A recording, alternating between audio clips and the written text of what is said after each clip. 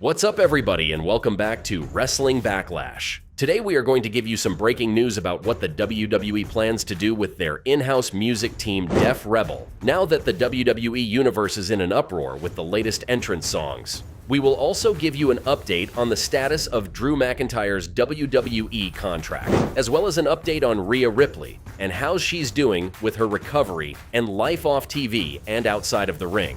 And of course, we will give some breaking news highlights from this week's Raw show, including the WWE United States Champion Logan Paul making an appearance live on Raw with a surprise guest who happens to be a Super Bowl MVP. We will recap the Judgment Day taking on Jey Uso, Andrade and Ricochet, and the results of Day 2 of the WWE Draft. So here is the latest on the WWE's internal music group, Def Rebel. Def Rebel is in charge of producing all of the WWE musical content. They've been hired by the WWE since 2019, and for the last couple of years, there's been a whole lot of grumbling from the WWE Universe about the quote-unquote style change, compared to the legend who used to do all of the music for the WWE, Jim Johnston, who's made some of the most iconic entrance songs of all time. In fact, it can be said that Jim Johnston might need to be considered for the WWE Hall of Fame for 2025. What do you think? Should the WWE bring back Jim Johnston and fire the dumpster fire of a music group called Def Rebel?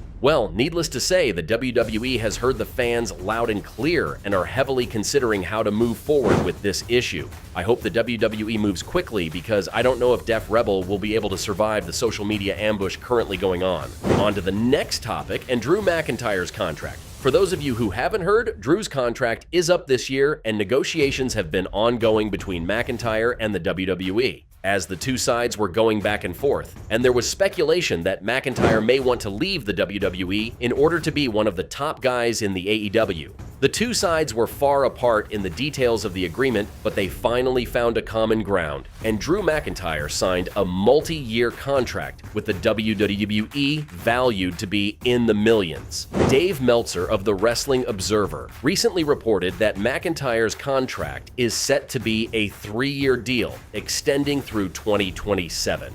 There are unconfirmed reports that the deal gives Drew McIntyre approximately $4 million each year through 2027. This huge contract for McIntyre was topped off by The Rock gifting Drew with an actual Scottish claymore while Drew was at dinner with his friends and family. It was an awesome gift from the final boss and proves that the WWE is ready to continue to push the former World Heavyweight Champ Drew McIntyre to the top. And speaking of world champs, let's take a quick look into how Rhea Ripley is doing during her recovery. As you know, Rhea was sidelined from the ring when Liv Morgan attacked Rhea a couple weeks ago backstage. Rhea had no other choice but to vacate her world title as she recovers from her shoulder injury in her AC joint. Her injury came at the worst time after she beat Becky Lynch at WrestleMania 40. As the top woman in the WWE, it's now possible that Rhea could miss multiple months and quite possibly the rest of the 2024 year. But since she's been out of the ring and off TV, she's making the best out of an unfortunate situation. She is spending some quality time with her fiance Buddy Matthews and their dogs. Her fellow on-TV member of the Judgment Day, Dominic Mysterio, is also going through an injury and will undergo elbow surgery, but he will continue to stay on TV and outside of the ring while he recovers from surgery. Alright, going into the awesome night of Monday Night Raw, it was Day 2 of the WWE Draft, and it was an exciting night at the T-Mobile Center in Kansas City. And what better way to open up the show than to have the Super Bowl MVP, Patrick Mahomes roll-up in a badass Rolls, Royce with his passenger, being none other than the US champ Logan Paul. Damian Priest greeted them in the parking lot and congratulated them on all of their success. You know, what else would be a great way to open up the show? To have the new women's world champion and New York Times best-selling author Becky Lynch come to the ring to address the WWE Universe. It's been 2 years since she held the title and she was ready to defend it against the best. Of course, she had to be interrupted by Liv Morgan and the irresistible force Nia Jax. Of course, this was all a lead-up to their match at Backlash coming up. But first, Morgan and Jax will square off later tonight in a singles match. More to come later on that match. After the commercial break, we have one of the best executives in the history of the business, Stephanie McMahon. to announce the first picks of Night 2 of the WWE Draft. She announces that Imperium has been selected to Raw, but only Gunther and Ludwig Kaiser, since Giovanni Vinci is no longer a member of Imperium after last week. If you didn't get a chance to see Raw last week, click the link on the top right corner of this video to see our recap. Stephanie goes on to say, Jade Cargill is the next draft selection for SmackDown. Pick number 3 is Damage Control heading to Raw. And the 4th pick of the night goes to SmackDown, and they draft Kevin Owens. Pretty good start to Night 2 of the draft. The first match of the night is Gunther versus Xavier Woods to kick off Monday Night Raw. The ring general smacked Xavier Woods with those hard chops to the chest repeatedly throughout the match. I could honestly feel the pain from those chops as I was watching the show. Gunther and his precision offense dominated the match. Xavier Woods tried to keep up, but Gunther's power and strategic targeting of Woods' leg and knee was just too much to overcome. Gunther made Xavier Woods tap out and is well on his way to becoming the favorite to winning the King of the Ring later this year. Next up in the show was the US champion Logan Paul and his Hobbit sidekick I Show Speed to announce the second round draft picks. But first, Samantha Irvin had to announce that Patrick Mahomes was in the audience. And as expected, he got the loudest pop of the night from the audience. It doesn't hurt that he was wearing all 3 of his Super Bowl championship rings on his hand.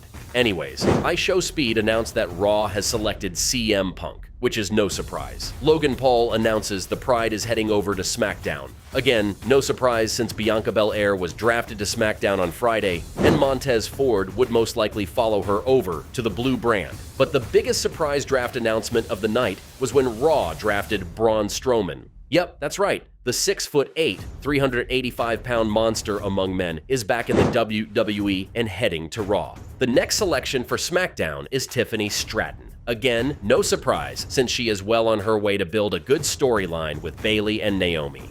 Not gonna lie, the best part of the night was Logan Paul's segment with Jey Uso. There was a whole lot to digest out of this part of the show. Okay, so first, Logan proceeds to go down to the ring after announcing the draft selections and started to give his predictions for the Backlash PLE coming up. Jey Uso cuts Logan Paul's promo short and gets inside the ring to square up to Logan. But of course, Judgment Day has to butt in, and they pounce on Jey. But that's not the end of it. Logan Paul decides to use Patrick Mahomes' Super Bowl rings as a makeshift brass knuckles to try to knock out Jey Uso. By the way, I absolutely love the Patrick Mahomes heel assist tonight. He's always the superhero in real life. It was fun to watch him help the dark side for a change. Anyways, Logan Paul tries to hit Jey Uso with the Super Bowl ring brass knuckles, but Jey gets out of the way and Logan hits JD McDonough square in the face. Logan Paul, Finn, and even Jey Uso were staring at JD in amazement. But that wasn't the end of it. Logan and Finn try to whoop up on Jey, but the monster himself, Braun Strowman, comes out to save Jey Uso from a beatdown. Logan Paul runs away, scared and still with those Super Bowl rings on his hand, I might add. Braun squares up to Patrick Mahomes, and of course, his linemen are there to back him up. These dudes are not small, I might add, and Braun Strowman is towering over them. He truly is a monster among men.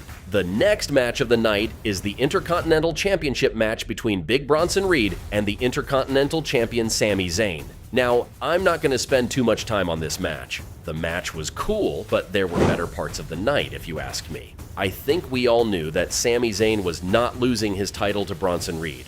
The dude is powerful and works well in the ring, but he is a jobber, a mid-card at best. Chad Gable interferes in the match, so the story continues with those two. Next up to announce the next draft picks are Ron Hall and JBL. They announced that the LWO are going to Raw, including that turncoat Carlito. SmackDown selects Legado de Fantasma to stay with the Blue brand. Raw then selects Drew McIntyre, and SmackDown selects Shinsuke Nakamura. Pretty decent round 3 for the WWE Draft. Drew McIntyre come out all pissed off that he wasn't a first-round draft pick, and he was all butthurt that CM Punk was home recuperating while he was at work with a fractured elbow. But surprise, surprise, CM Punk was in fact in the building. CM Punk remained one step ahead of Drew McIntyre the entire night. Looks like this match is coming sooner than we expected, once CM Punk is officially cleared for action. In the interest of time, I'll just give you the results of these other matches. Candice LeRae beats Maxine Dupree, Judgment Day got drafted to stay on Raw,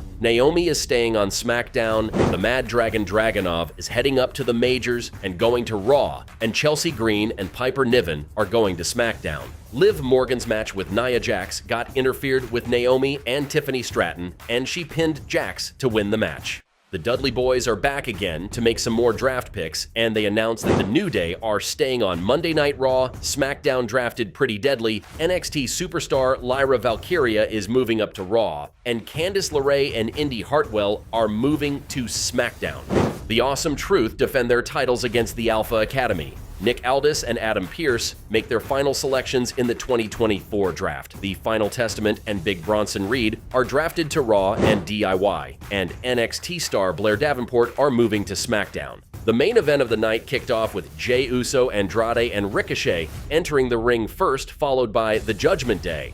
As I am watching this match, I have to say that Jey Uso, Andrade, and Ricochet make a pretty good team. All three of them are working well with each other, as well as selling the match well with the Judgment Day. Uso makes a Uso splash from the top rope to pin Finn Balor and defeat the Judgment Day. Another great night for the WWE Universe. I can't wait to see the Backlash PLE this weekend. Should be a good one. Until next time, we will see you on SmackDown.